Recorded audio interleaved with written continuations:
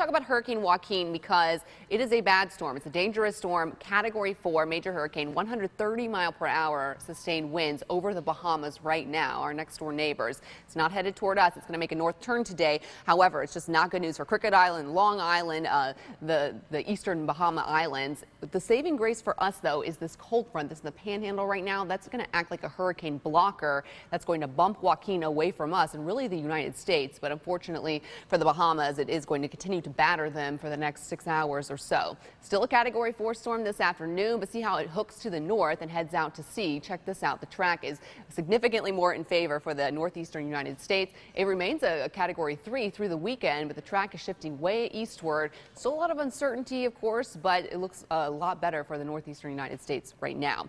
For us at home, we are going to have some indirect impacts, some very large swells Saturday and Sunday. That means water piling up on our beaches. Waves will be breaking over your head. There will be dangerous surf out there, so probably the only people in the water will be surfers. So please be careful. Maybe spend the beach day on the sand this weekend.